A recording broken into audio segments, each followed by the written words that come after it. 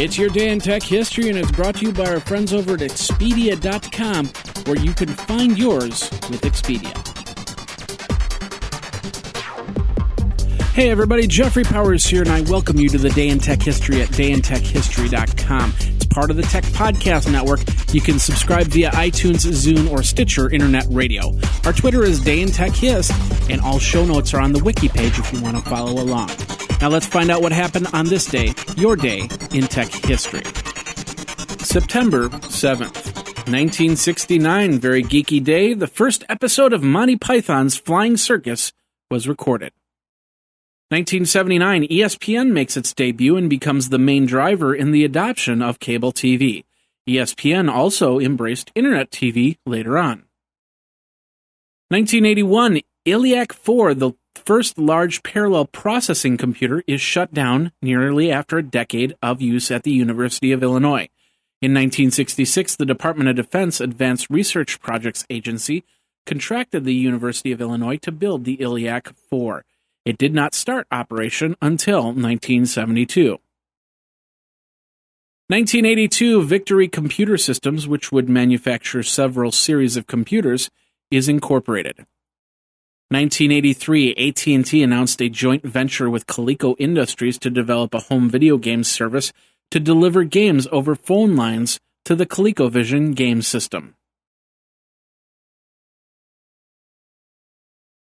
1999, eBay magazine hits newsstands in the United States. The monthly magazine was published by Krause Publications.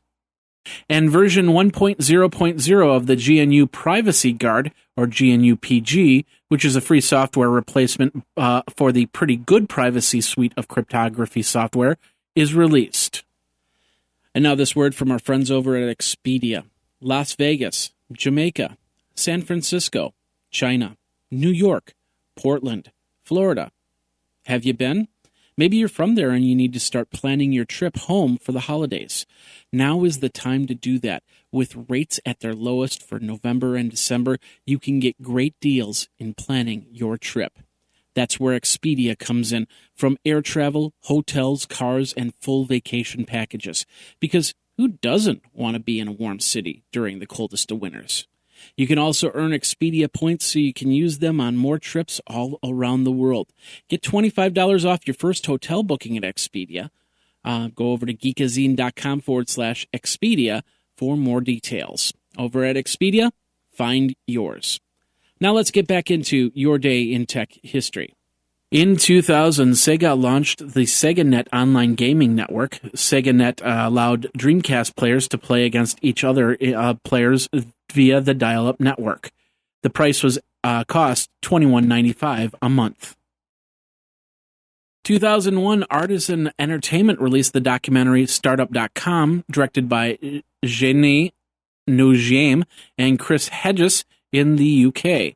It examined the .com startup phenomenon following GovWorks.com and its founders. 2004, the Wikimedia Commons, a repository of free content images, sounds, and other multimedia files, was launched. 2005, Apple discontinued the iPod mini line of MP3 players, which was introduced on February of 2004. It was replaced by the iPod Nano line, which was introduced on the same day. Also in 2005, version 2.12 of Knoppix, a Linux distribution intended to offer the Genome desktop environment on a live CD, was released.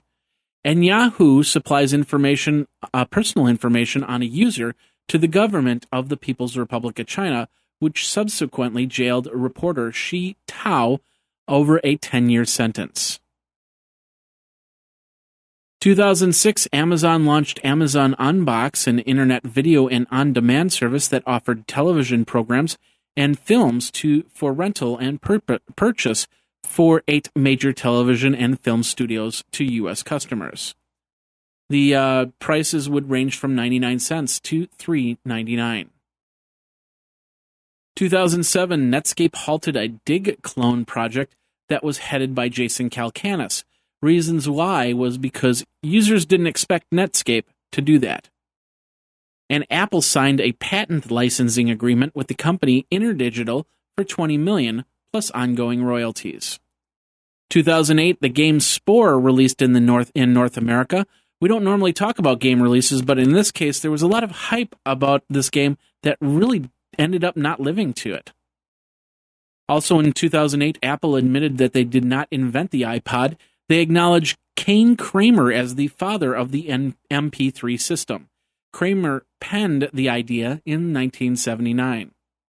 And the London Stock Exchange goes down for 7 hours due to a glitch in the Trade Elect software. This ended up wiping a whole day's worth of trading for that Monday. 2010, Google hires Jared Cohen, a tech evangelist, with the State Department to launch Google Ideas. Garmin launched the Newlink 1695 for $449.99. iWeb 3.0.2 was released. Firefox 3.6.9 was released, and a Philadelphia appeals court ruled that no search warrant was needed for police to track cell phone whereabouts in the United States. The court also mentioned that they are not to be handed out like candy. And in 2011, Michael Arrington was fired from TechCrunch. He was the founder of TechCrunch. Michael Arrington was fired due to his new venture, Crunch Fund, which AOL felt he would not be objective in reporting of the news.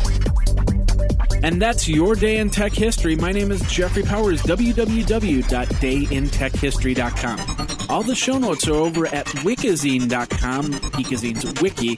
And of course, you can like the Facebook page and follow Twitter at Day in Tech Hist.